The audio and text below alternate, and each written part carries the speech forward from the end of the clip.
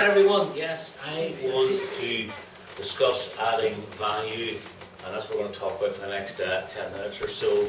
I want to really start this by adding value means a lot of different things to a lot of different people. So I looked at the different sorts of businesses, and you'll see that on the screen.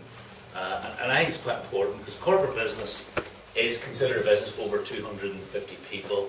When you talk about adding value, yes, a corporate business will have a whole department to do that. Small business is less than 50, and what you would find in an organisation, I believe, would be categorised as a small business, and they will have someone doing an element of that. And then we have micro businesses, which is less than 10, which is a little bit like us. I think the issue we have here with micro businesses is it's difficult to find who's actually doing the adding value bit other than the business owner themselves. Again, adding value. Yep. It doesn't matter if you add value to your business or you add value to what you sell to your customer, as in both cases you're adding value to your business. So I'm going to mix both of these things up, right? And adding value, yep. This doesn't work for everybody all of the time, it just works for most of the time. That's really important. The vast majority of what I'm talking about, you will have heard before. Yeah? Nobody's going to say, I haven't heard any of this. The textbook, if you read textbooks or go online, there's huge amounts of stuff about adding value, right? It is no use for the micro business. Why not? Because we don't have the time to do this as in the textbook, but we can still add loads and loads of business. So, the curse of the micro business. Over-promise and under-deliver. This is absolute classic. This is probably rule number one. Loads of businesses will over-promise and under-deliver, and the object of the exercise is to do it completely the other way around. The two wee names at the bottom are just to remind me of a couple of things. One is, years and years ago, and this is how I really learned the benefit of under-promising and over-delivering. I was sitting in my office one day, I needed some printing done. I phoned the printer, who I'd known quite well, and said, I need this job done, how long will it take you? And he says, Ernie, okay, we're doing this, it'll take 8 days. Yep. And I was at the end of the phone going, oh, so I needed this. And then I started going, I'm thick. I should have given you this a week ago because I had it and I never bothered. Right? They're off the phone, and that was that. Started rescheduling all my work to get this thing round. This printing was getting in 8 days' time. 2 hours later, the guy came down with the job. And that was an absolute classic example of under-promising and over-delivering. It was very extreme. Yeah, he was doing it out of badness just to prove that, and he was very good at that. And that's the whole point about this. You want, as a micro business, to under-promise and over-deliver. If it takes you 2 days to do something, don't tell your customer that. Tell your customer it's 4. They will respect you then if you get it done on time. I have another example of this, currently relevant. It's quite funny as well. We have an issue in the house with a blocked drain. We've had a diner on it out to put a camera in. We need a builder in to go and sort this drain out. So I get hold of a builder, and he comes around and he quotes for the job, and that was great. He said, I'll be there on Friday. And absolutely fine, no issues at all. I thought, I'll get my job sorted out. He told me what price it is, etc. 3 weeks later, and probably about 4 phone calls from me, he actually turns up. I was quite surprised. He came on Friday. And he says on Friday he's coming on Monday. I didn't believe it, and then half 8 last Monday morning he arrives and digs this massive big hole. Yeah. So I now have outside my back door this massive big hole, 4 foot long, into the drains, and he's about to fix it. But it takes him 3 days to do the job. I'm going, great. So he'll fix this here on Tuesday, and I'll be all finishing Wednesday. It's now Friday, and I haven't heard from him. Yeah. Now, I'll probably phone him on Monday, and he may or may not turn up, but he's another 2 days' work to finish the job. The whole point about this is another classic version of over-promising and under-delivering. But what's going to happen with him? He will finish my job, and then he'll come to me and say, I'd like paid. And of course I'm going to pay him. But I'd be saying, well, yeah, but you were 3 weeks late. You left me with a 4 foot hole at the back door. So Classic example, overpromise, underdeliver is going to cost him money. So that's one of the things in terms of adding value. Remove that curse from your business, and you will add value. What does your customer want? This is really interesting. The customer your customer, or you, when you're a customer, only look for three things. Whatever you're getting done or supplying, it has to be of the right quality. Yep. It has to be got quickly. And also it has to be got at a reasonable cost. Right? Those are the three things your customer wants. But what should your customer get? And this is really straightforward. Your customer should only get two of these three. You can never provide all three. If they want something that's really good quality and they want it exceptionally quickly, they have to pay for it. The cost has got to go up. Yeah? If they want something really quickly and they want it cheap, that's also possible as well, but you're not going to provide that with the same quality as you would if quality was more important. So the key here to adding value to your business is make sure your customer only gets two of those three. Easy way to add value. Yeah? Make 80% of your suppliers also customers or referral sources. Now, I appreciate the cynics will now turn around and say, but hold on, I'm never going to make BT or Phoenix Gas or something become a customer of mine. And absolutely fair enough, I agree with that. But there's loads more. This came from, that's a great story. Years and years ago, when I was in the corporate world, I was sitting one day thinking, I need to create my objectives for the following year. And I want to do something different. And I had this idea, it's come into my head, why don't I make all these guys that come into supplying these stuff also be customers? So in those days, I used to buy a lot of paper. I used to buy loads of it from Xerox, from the local Xerox supplier. So in he comes, and I said, sit you down there, and says to him, right, really straightforward here, for you to retain this business. He says, no, don't start talking about business, because you've already screwed me into the ground, price, etc., etc. I said, not going to talk about price. If you want to retain your business, you either got to go find me customers, or you got to find me or refer me customers.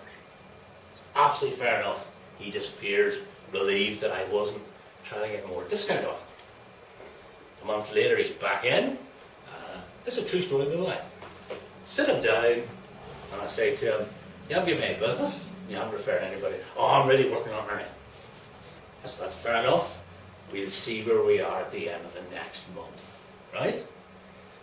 The end of the next month comes, I've had no customers, I've had no referral sources. He walks in, sits down, I smile, and he goes, I know. And I say to him, that's fine, we won't meet in a month's time. Within a week, he got me a customer, turned out to be Belfast Boat Club.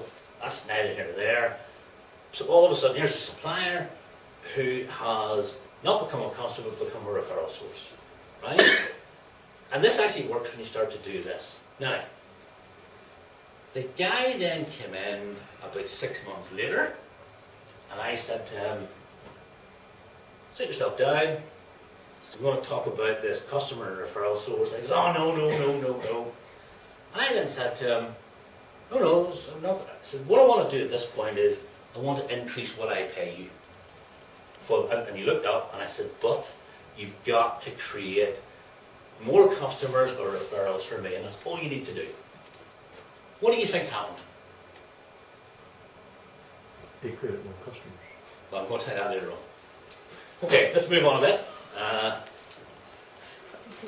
This is a bit. Often, I think most of us are asked for, there are a number of options here, and give us some quotes, right? You've got to remember, when you're supplying someone, you're the expert, right? long time ago. You always give 3 quotes. And the reason you do this is, customers rarely will take the cheapest. 90% will always take the middle one. And those that take the most expensive one, it's because they get too much money to spend anyway. And the trick is to make sure the middle one is the one that makes you most profit. the people that exploit this to the nth degree are Tesco's.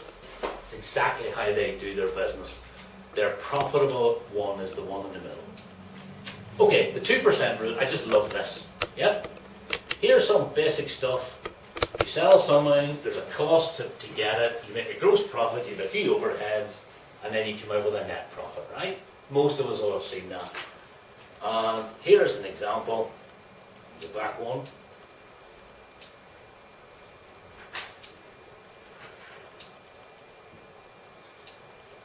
There you go. Here's a company, £200,000 worth of sales, cost them £100,000 to produce those sales, gives them a gross profit of £100,000. Let's say they're £50,000 overheads and make a net profit of £50,000. Straightforward? Now, you know the next bit? And this is where we get the 2% rule. Let's say that company decide to increase their sales by 2%. Only 2%. But they also want to reduce their cost of sales by 2% by going to suppliers and saying, I want 2% off this. And it's exactly the same with overheads. They start negotiating overheads, and all they're saying to the supplier is, I want you to give me 2% off what I normally pay. They get that in most cases. And then there's the calculation. As you see, their sales go up from 200,000 to 204. Their cost of sales goes down by 2,000. And you work your way through, and all of a sudden their net profit, by simply working on 2%, has gone from 50,000 to 57,000. And what's good about that is, that's a 14% increase in net profit. Right? Now you move that on a little bit more. What if you do it by 3%? And on the 3%, that's only a 3% increase in sales, a 3% reduction in cost of sales, reduction in overheads. There's a 21% increase in profit. Now, interestingly enough, why is this not working? Simon Hopper. Why did I put Simon Hopper on the board here? Very straightforward. Smart person, Simon Hopper will turn around and say, but this is only basic maths. And he's 100% right. But yet, there's a big increase in net profit. The key word, as we move on now, is value. Yep. Your customers are interested in value, not price. Generally. Right? The micro business quite often gets it the wrong way around. 10 minutes thinking about the value you provide will easily be worth 10 times more than if you think about reducing the price. All you've got to do before you get to this point, do a little bit of thinking, and thinking about what value you add, not how much money you're going to give off. This is a classic one. Solving the customer problem is what the customer wants. Customers are quite often not interested in the cost, provided your cost is reasonable. Of course the customer will be interested in the cost if you're trying to charge an extortionate price, but provided it's reasonable, the customer's all about value. You always look for the win-win. This is where I can go back to Robert. My Xerox supplier, yeah. I said to the Xerox supplier, you can increase your prices. What do you charge me if you A, become a customer, or B, find me referrals? And what happened? He didn't do it. I then ran into another supplier. I sat down, first meeting in the office, and said to him, listen, I'm interested in, if you want to supply me, you either got to find me a referral source or you got to become a customer. And by the end of that meeting, we had agreed on the first job that he gave me, and I gave him a whack good order for paper, and Xerox were out the window. And the important bit here is, this supplier of mine understood it was win-win for both parties. So you always have to look for the win-win. Finally, yes, very quickly, you sell benefits, not features, right? I brought some members in here, right? You go to Dermot says, I'm an architect. That's a feature, right? The benefit Dermot should be saying is something like, I design modern functional spaces for people. Yeah? That has changed that feature from Dermot being an architect to a benefit. And people are only interested in the benefits. Do another way around, bring Simon in, I'm an accountant. Yeah? I reduce your tax bill. That's what the folk will be interested in. Simon, the cynic, will turn around and say, but you don't pay tax the first place, it might increase it. Fair enough, the person should be paying tax. And the best one of all, does it a lot. We're in HR. Absolute rubbish. Yeah. Susan does it quite right. Susan says, we take the strain out of managing staff. It's exactly what Susan said this morning. And that's how I do it. So, summary. You can add value at very little cost just by practicing some of the rules that I showed you. And you'll be pleased to know that that's me at the end.